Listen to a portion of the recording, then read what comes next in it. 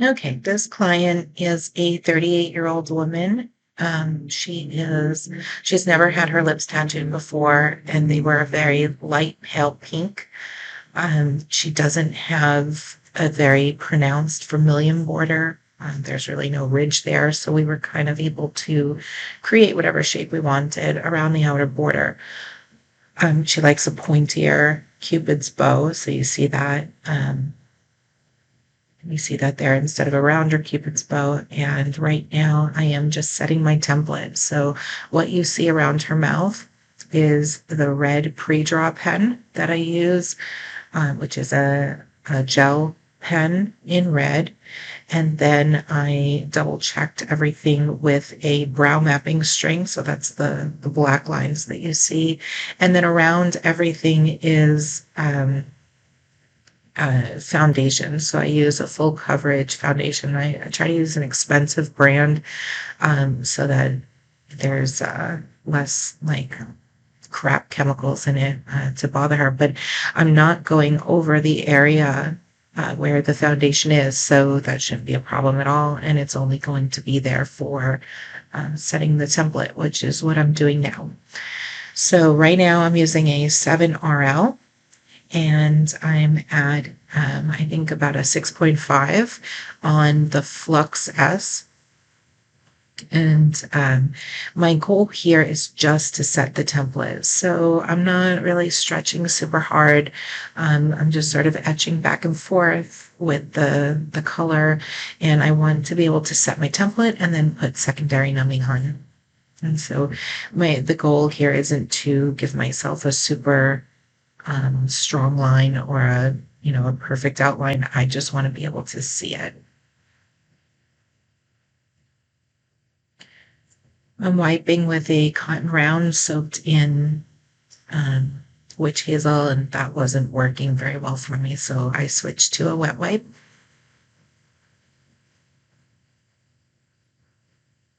So you can see here, you can barely see the line that I did, and it's mostly like a blood line right now. And that's enough. That's all I need. I'm using this micro brush to apply Icane. I like Icane on the lips because it has a strong epinephrine and it's going to turn the lips white. So I can really see what I'm doing.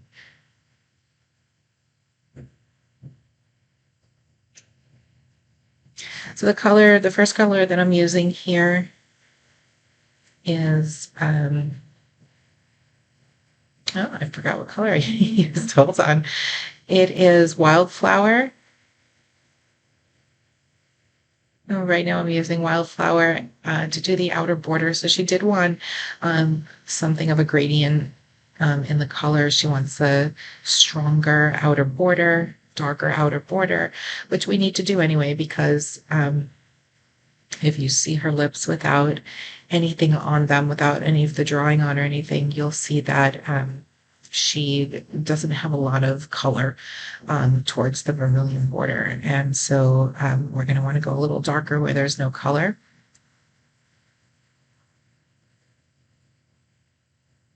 And then the second color I have prepared for the center is Permablend Wildflower with a few drops of Even Flow clay.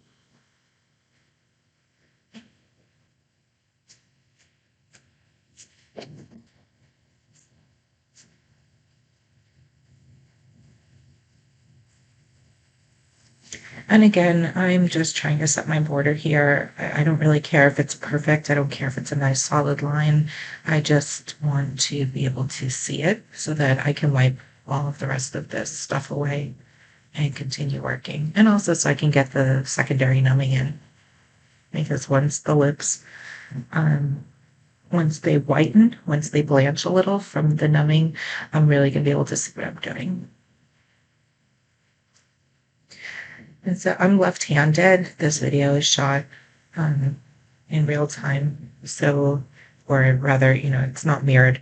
So I'm using my the pinky of my left hand to stretch down towards the chin, and then the fingers of my right hand to pull towards me and away from me. So you'll see that again in a minute. So as you can see here, the color took a lot better on the sides of the lip as opposed to right in the center of the cupid's bow, but I can still see the lines I've made. And so I'm going to put some secondary numbing on, let that set in. These are Viva paper towels. I like Viva because they're nice and soft. And I just kind of rip them into small squares.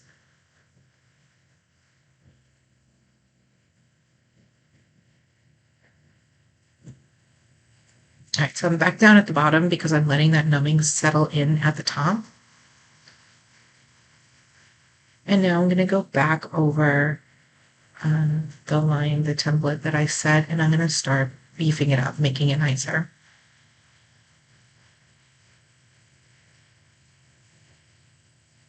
So she does have a little bit of a scar in the corner of the lip, which is probably from, a recurring cold sore or something. And so I did have a little bit of trouble getting color into that corner. So you'll see that I go back to it a few times. So like I was describing before, you'll see the pinky of my left hand. And now we wait again. You can see the red gel pen on my tray.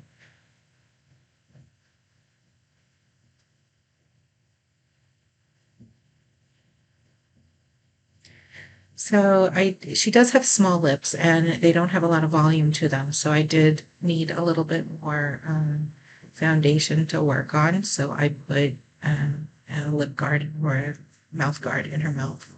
And now that's going to give me a much firmer foundation to work on.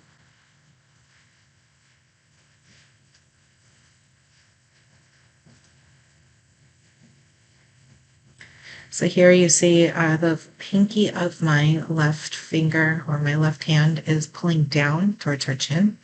And then with my thumb I'm pulling towards me and my index finger of my right hand pushing away from me.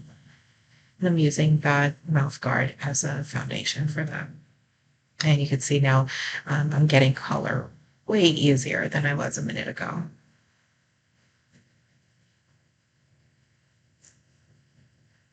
I'm still using the 7RL, and I'm still at only 6.5 on the flux.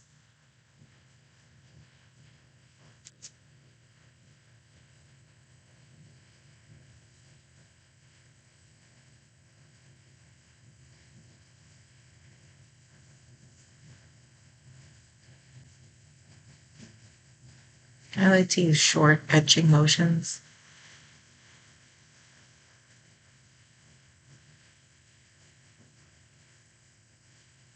And usually we go back to this corner a few times because, like I said, there was some scarring there, and I was having some difficulty getting color there.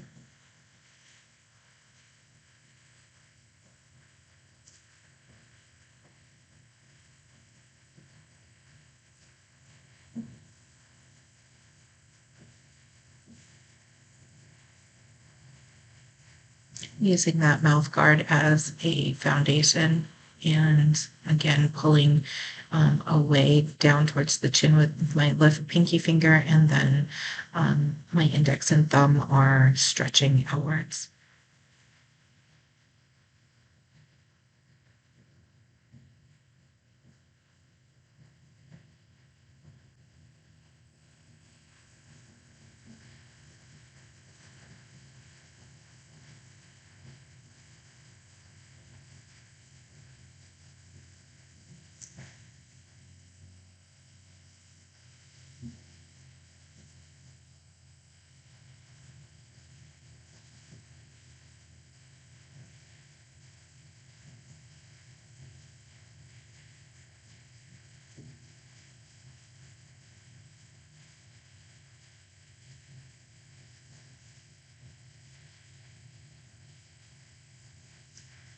I always find that the center of the lip is, even on the top and on the bottom, is always a little more sensitive, even if they're pretty numb, and I find it a little more difficult to get color into the very center. I don't know particularly why that is. It could just be me. I'm applying the secondary numbing on, which is Icaine, and I get that from Pat at Micropigmentation.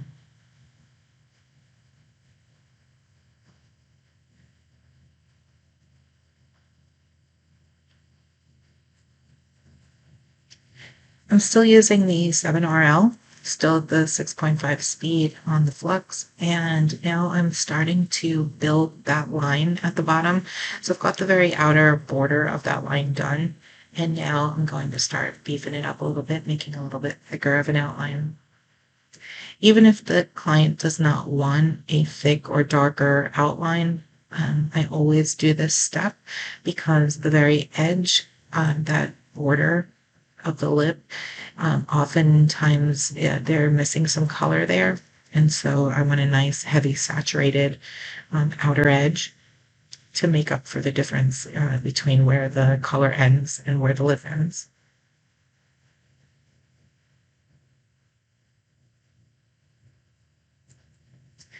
So right now, the pinky of my left hand is still pulling down from the chin, and then I am stretching the lip kind of sideways with my index and my thumb.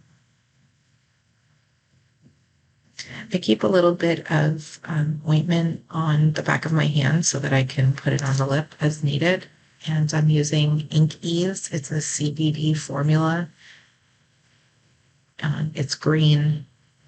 I really like it a lot. I don't know if the CBD really helps all that much during procedure. I do like using a CBD product for healing, but ever since I started using the CBD formula, I feel like my clients are more comfortable. It could be just a placebo, but um, I think it helps.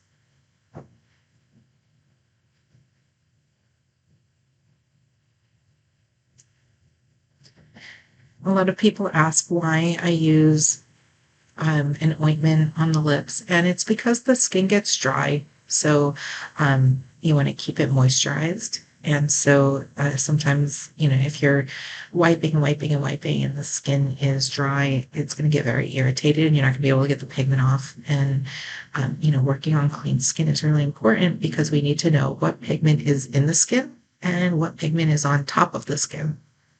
So sometimes, we put pigment, we lay the pigment in and we think that we've got it pretty saturated, but once you give it a really good wash, and then you'll see that you've missed some spots. So having the ointment there keeps the skin moist so that it's easier to wipe, easier to clean.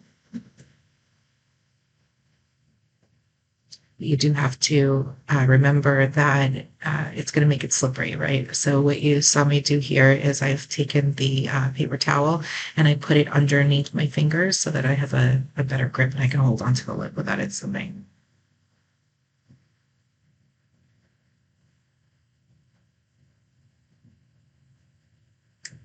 She had her eyeliner done about 3 weeks ago. Um, Single session, perma blend, again using the flux as the machine. It just went in like butter. It was beautiful. It healed lovely.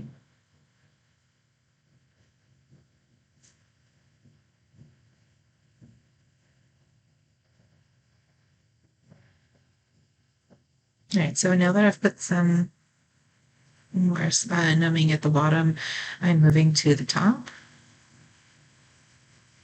And I want to make sure that I really get that Cupid's bow set in nicely.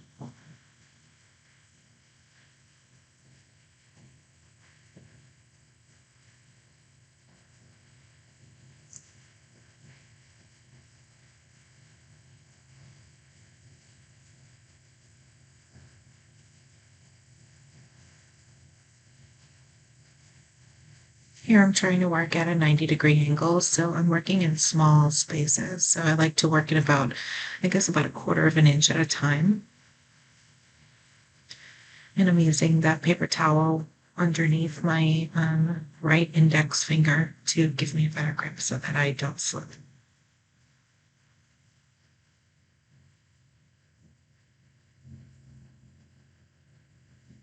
And you'll see that sometimes I go back and forth between the wet wipes and the cotton rounds with a little bit of witch hazel.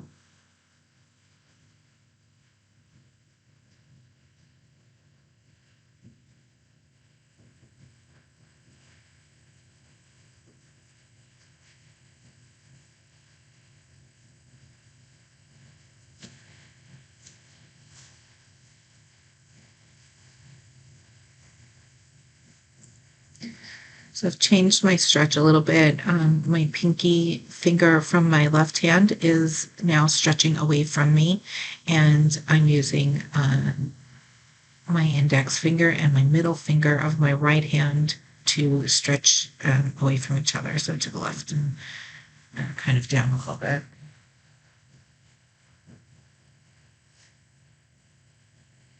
So now, even though here it looks like I've gone far outside of her vermilion border, I have not. She does have a very weak vermilion border.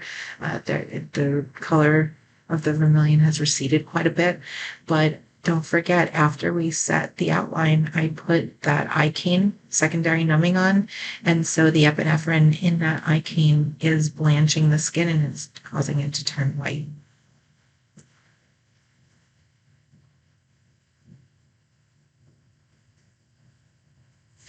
I use the an epinephrine product for a number of reasons. Number one, it does turn white, which to me is extremely important in the lips because the lips themselves are, reddish colored, pink or red, and we're using a pink or red pigment. So it kind of makes it a little difficult to tell if you've gotten pigment in, right? Because it's so similar to the color that you're doing. And also, if we were to tattoo her lips with nothing in the, no ink at all, the irritation of the needle would cause her lips to turn red. So how do we know if the pink and red that we're seeing is the pigment or just the irritation? So a good way of telling that is by using an epinephrine-based anesthetic. So it blanches the skin, everything turns white, and you can really see not only what you're doing, but you're able to gauge the depth and the saturation, all of that. I'm putting on some more of that Inky's ointment. And now I'm switching to a 9 curve magnum. And I'm still going to work at 6.5. So the 6.5, the blinking blue light on the flux. And I'm checking the overhang of my needle. I want it to stick out about somewhere between a dime's width and a nickel's width. And now you're going to see me use the Magnum in a couple of different ways. Right now I am on a small angle coming from the base of the line. So I'm getting right up against the line, and I'm coming in a little on an angle, and then sometimes I'm turning it a little flat because I need more color towards the line. I want to make sure that I don't go over. You'll also see me sometimes turn the needle up on its side because I need to get in a little, and I want to use it as a liner. So like right there, I'm using just the edges of the needle.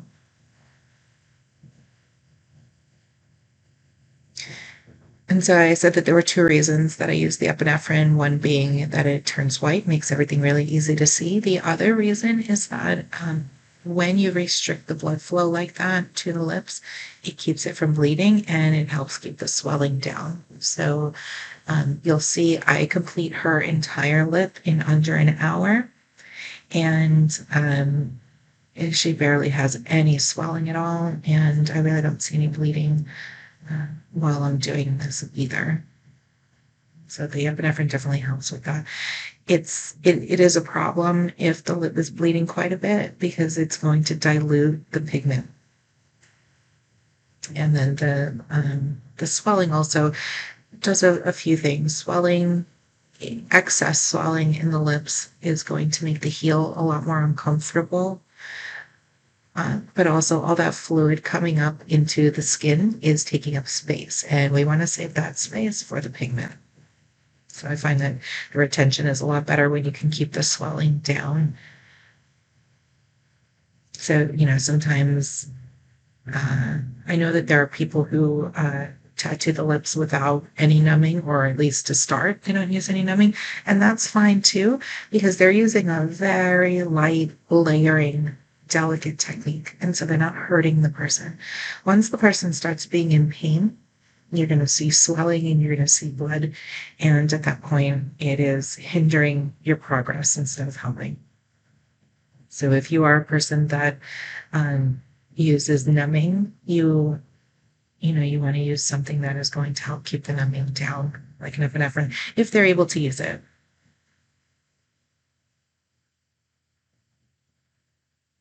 So now I'm using, I've got the paper towel around the index of my right hand so that I can hold the lip tight, so I get a nice grip on the lip.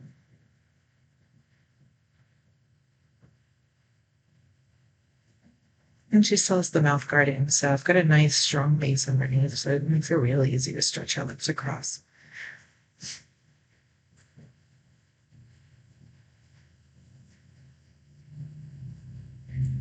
The amount of pressure that I'm using in the stretch is, it's enough. So I know that that's not very descriptive, but I want to have enough pressure to keep the lip taut, to keep the skin taut, so that the needles can penetrate and not bounce right off. Because we do want the needles to go in, we want them to penetrate. And the lower power that you use in the power supply, the more likely you are to not penetrate the skin if you're using a larger needle configuration, like a 9. So in order to be able to get the needles to penetrate the skin at such a low power, I need to make sure that I have a nice sturdy stretch. So you can see the lip is being held nice and taut. It's not moving around, it's not wrinkling or puckering as I'm working. But I'm also not stretching so much that I'm tearing the skin, right? Because we don't want to do that. We don't want to stretch so tight that when the needle hits it, it rips open, even if it's just a micro rip. We don't want it ripping open, opening the puncture holes that the needle is making.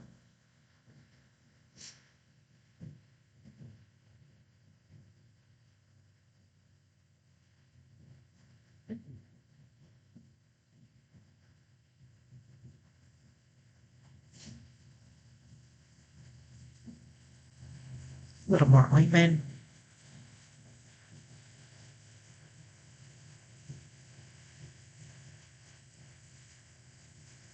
And now because I've got all that ointment on there that I just put on fresh, they are a little slippery. So again, I'm putting the paper towel underneath my finger to give me a better grip. Now the inner corners of the lip, the commissures, and they are thinner and more sensitive. So you definitely want to be gentle in the corners of the lip so that you don't go too deep. Get a darker, cooler result in the corner.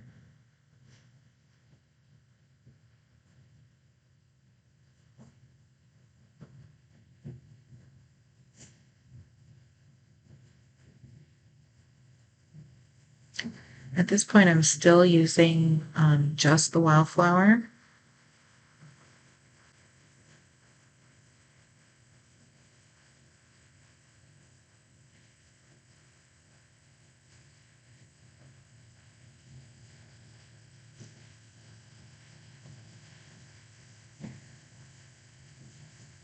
And my goal here is to create a darker outer edge that I'm then going to blend into a lighter center.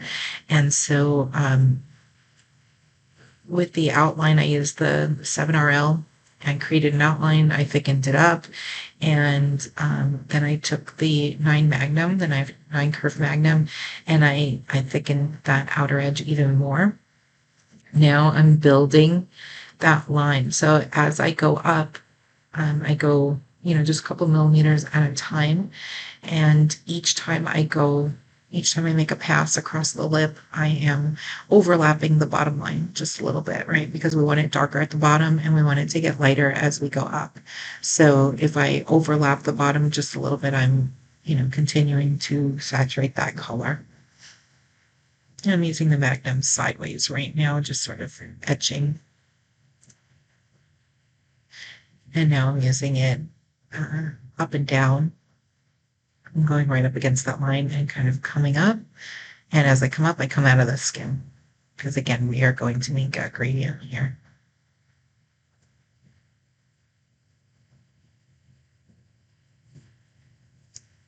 I can't say that there is really much rhyme or reason for why I turn it one way or the other when I'm working. Sometimes I just feel more comfortable going, um, in like this, in this direction, kind of on an angle and going back and forth. And other times I feel better kind of making it flat and going up and down. And it's the same for round needles when I'm shading like this. It's sometimes just the monotony of making the same motion gets boring. And so I kind of switch it up.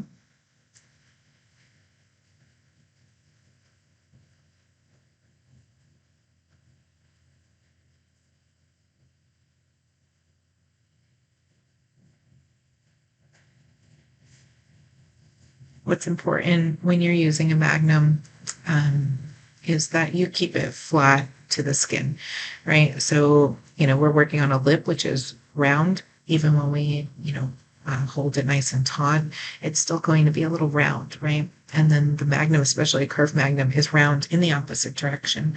So you want to make sure that you are keeping it completely parallel to the skin, unless, of course, you need to use just the edge needles, like you see me doing sometimes as I go up against the border.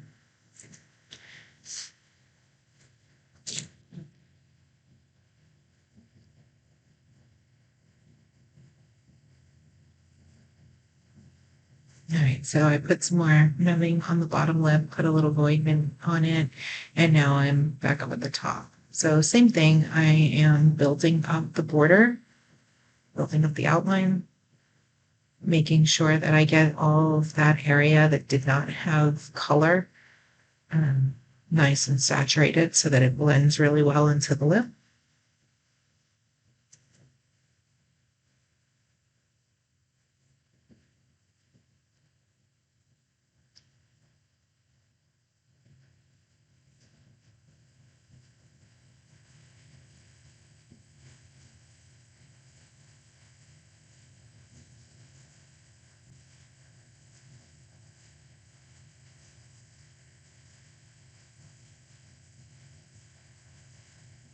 It's so important when you're using a Magnum that you feel comfortable with it because it's a larger needle configuration. And so it's really easy um, to go out of your border if you're not being careful, especially since the edge, like on a round needle, the cartridge goes all the way around the needle grouping. So as long as you keep it in the center of that circle, you know that the needle is going to go where you point it.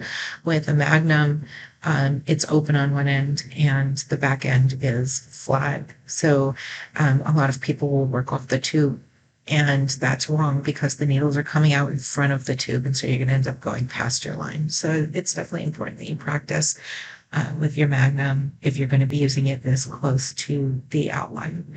And if you don't feel comfortable with that, then use a round shader or your round liner to build up the outline. I happen to just like to use the Magnum because it's a bigger, thicker um, needle grouping, and it helps me get through faster. And I like to get in and out nice and fast. I think the single needle work that people do is stunning, but it does take quite a long time. And I often see, I don't want to say everyone takes, hours and hours to do a lip with a single needle because I know that that's not true, but it typically takes longer to do a full lip, especially a saturated lip. Um, a high saturation lip with a single needle, it's going to take a lot longer. And for me personally, um, I I find that it causes a lot more swelling, takes longer, and so I want to be able to get my clients in and out with as little discomfort as possible, as little swelling as possible. And so I like using the bigger needle groupings. But like I said, I do know that there are people that can just rip through with a single needle super fast without a lot of swelling. I'm not one of those people.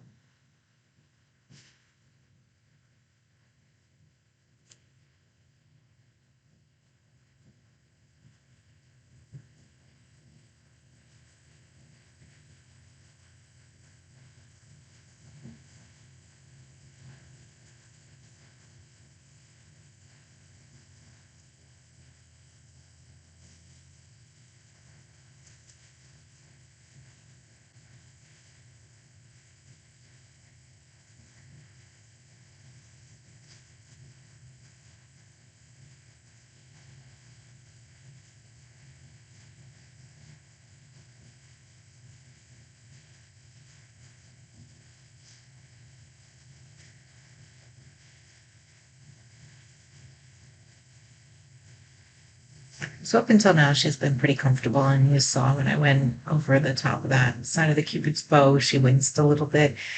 She did have a lot of discomfort on this side of the upper lip.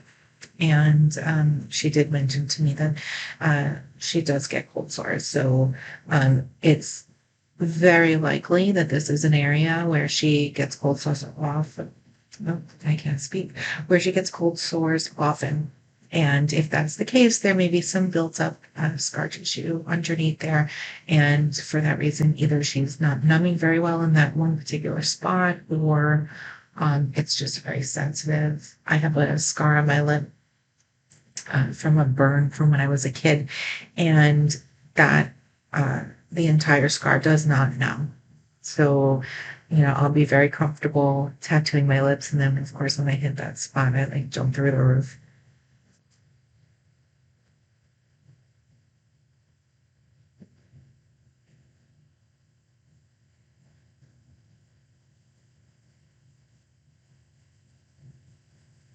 I did have some trouble in this inner corner. You'll see me go back to that corner, the right upper corner, a couple of times because I was just having a really difficult time getting color in there. And again, it could be that there's some scar tissue there. Um, it could just be me. I don't know. And I could see that she was a little uncomfortable on the right side of that upper lip. And she was, twitching a little bit underneath the needle. So I do put some more numbing on, and I'm going to continue in another spot so that she can rest a little bit.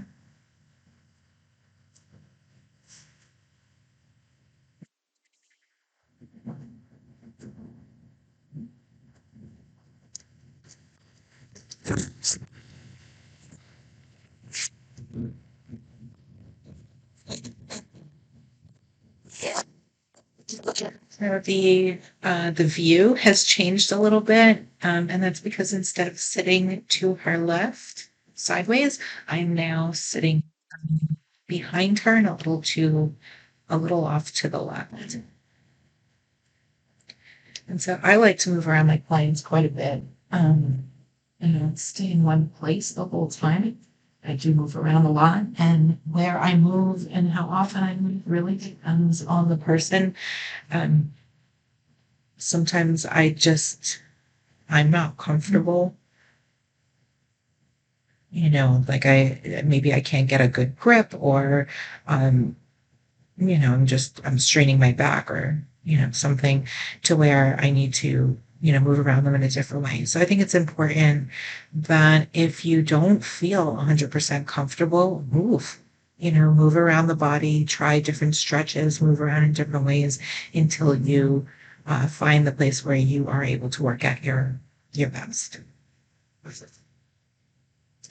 And so now I've switched to the mixed color.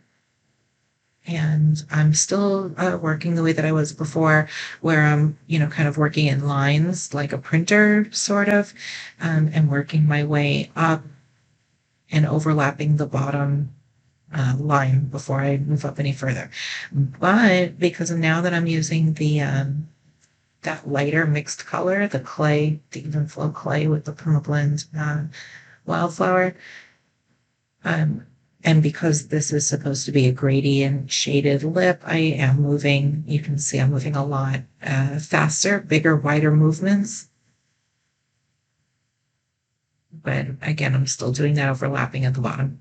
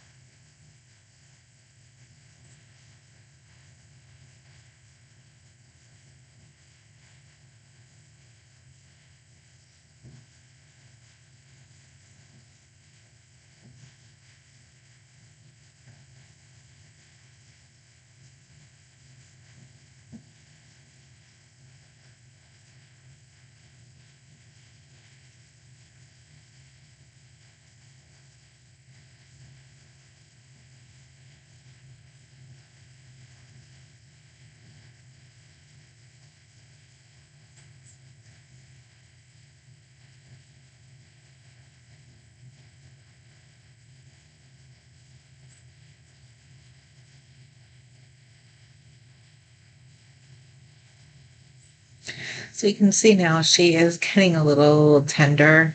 Um, when I go to wipe her, you can see that there's a little bit of discomfort in her face. And of course, that's normal. I mean, we're getting towards the end, so, her skin is getting a little irritated, which is why it's important to use a moist. This is a dry paper towel that I'm using right there, and you can see she doesn't really like that. But wiping with the ointment or like a wet wipe or something, or the witch hazel, it's going to make her feel a lot better.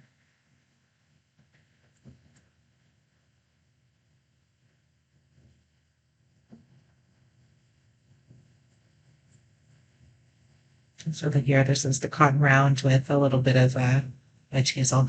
And I'm just sort of looking around, checking, seeing if there's anything that I want to add right there.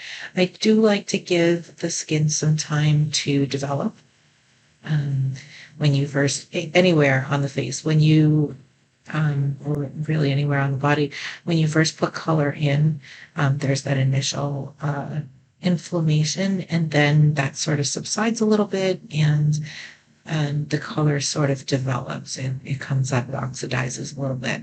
And so, in order to not overwork the skin, I like to just lay the color in and then leave it alone for a few minutes while I go work on another area.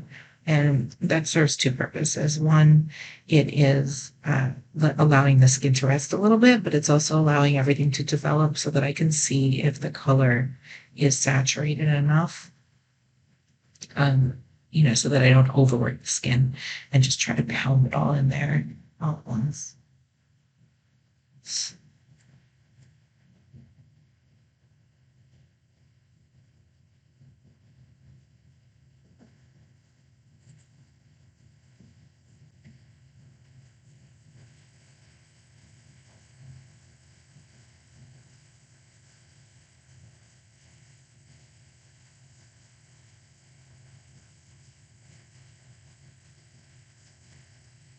And again, making sure that the magnum needle is flat, flush up against the skin so that all the needles are touching is super important.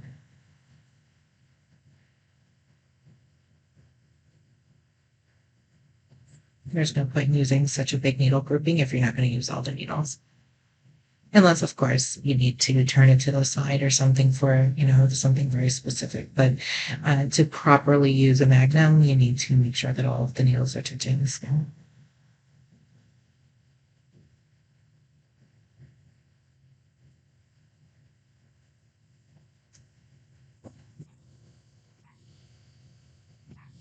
No, puppy time. All right, so we're about 40 minutes into this video, and clearly my dogs are feeling very ignored. Shh.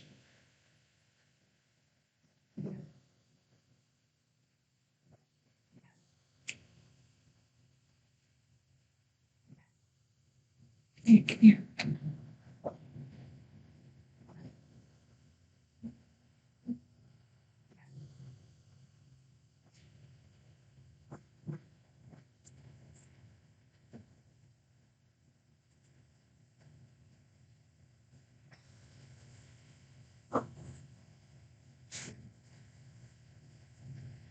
All right, so you guys are very lucky. You're getting two commentaries today, one from me and one from my lovely 4-pound assistant, Ivy the Chihuahua. Come here. Obviously, I'm home doing the video editing, so she is not there with me. What you're listening to is muted video on the procedure, and I'm doing the voiceover. I don't have to mention that. Otherwise, I'll get like a million comments that I shouldn't have dogs with me on while I'm doing procedures. And so, no, the dogs are not at the procedure. They are at home in post production.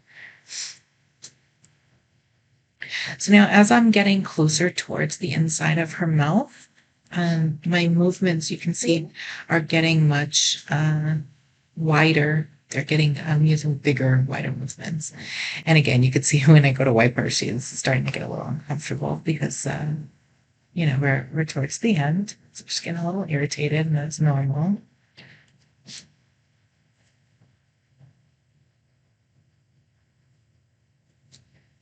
And so with the larger movements, you can have less saturation of color, which is what our goal is. We want to get lighter for this particular lip. We're trying to get lighter as we get towards the inside. And you can only go so far into the mouth. So there are 3 zones when you're tattooing lips. One is the skin of the face. One is the skin of the lips, and then one is the skin of the mouth. And of course, they have medical terms, right? Like, mucosal skin and things like that. But the easy way to remember it is face, lips, mouth.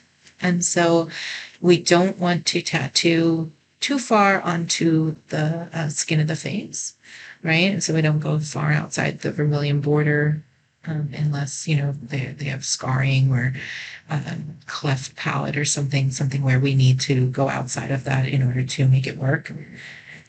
But on a normal, healthy lip, we're not going to go too far outside the vermilion border because it's going to make it look real weird. And then, we're tattooing mostly in the lip. And then the skin of the mouth is very different. And you know that you've entered the inside of the mouth when you stop seeing those little wrinkle lines on the lip and it becomes extremely smooth. You can see that the lip skin changes. The color there is not really going to stay. So there's no point in tattooing it because it's, work that is not going to be there. So we do want to create a nice gradient as we get towards that spot, but we don't go past that spot because it's not the same type of skin. So what I've done now is I have moved back to the 7 round, the 7 liner, and I'm just going around and looking to see if there are any little spots or the lines that need to be sharpened up and crisped up a little bit. So this is kind of like my perfecting pass. And I'm also I'm wearing eye loops, like surgical eye loops, so I can really see everything. It's a 3.5 magnification, so I can see everything very, very clearly and enlarged. And so I'm just taking that needle and going around, seeing if there's any little spots that need more color, anything that I missed, maybe something I need to sharpen up a little bit.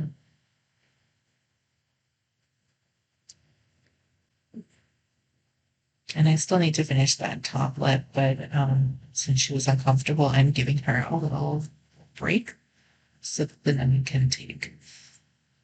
And you'll also notice that I can get pretty messy on the face. I really admire the people who work super clean and precise, but I came into tattooing. I came into permanent makeup rather as a tattoo artist, and if you've ever watched tattoo artists work, we do make quite a bit of mess on the skin, and then we clean it up at the end. So, um, especially since I'm wearing the eye loops, I can't see anything but my needle and my fingers, that small area that I'm working in.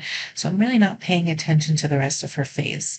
Um, so maybe I stick my finger, up at the top of the bridge of her nose there, or, in other places on her face, and she's getting pigment all over. Um, and, it's neither right or wrong. It's just how I work. And like I said, because I'm wearing the eye loops, I really can't see anything except for that small area that I'm working in. So the rest of the face is really inconsequential to me. I try to keep an eye through the out of the corner of my eye. I try to keep an eye on the client and see how they're doing. So from my right eye, I'm looking at her. I try to look at her face a little bit, see if she's wincing, if she's experiencing pain. Off to my left, I am looking at her chest because I want to make sure that it's rising up and down. Um, I want to make sure she's breathing. If I don't see the chest moving up and down, then I know that she's holding her breath.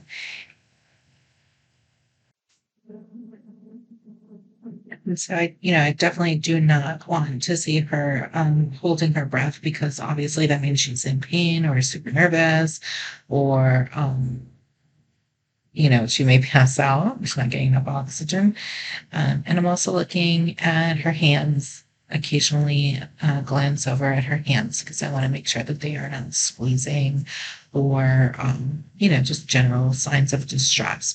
So if I see things like that, then I know that she's in pain and maybe I need to, back off a little bit, give her some more time with the numbing.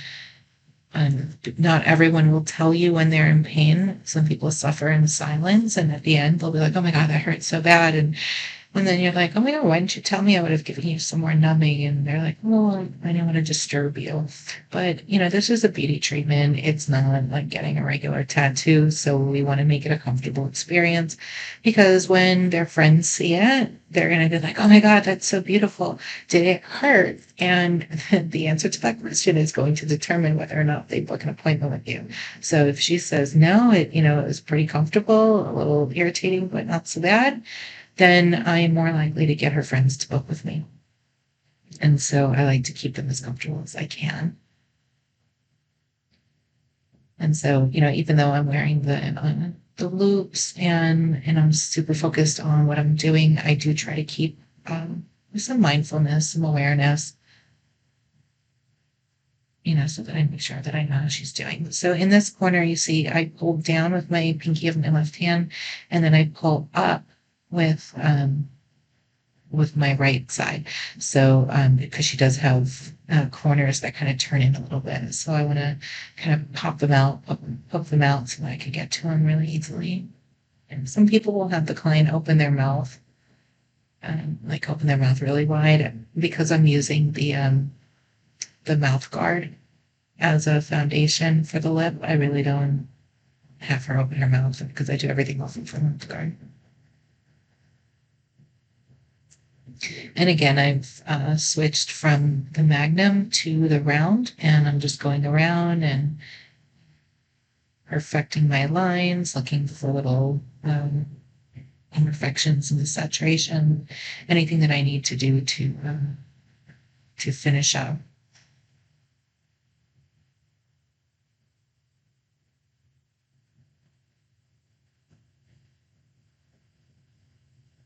And that's just a plain wet wipe. Clean her up. And again, you want to make sure that the skin is nice and clean so that you can stretch it like that and have a look and make sure that you're not missing anything. That's how you want it to be. And you'll notice that the upper right quadrant is a little lighter than the rest of it, and that's because I finished it last. So in a few minutes, if I give it a few minutes, it'll, kind of develop on its size.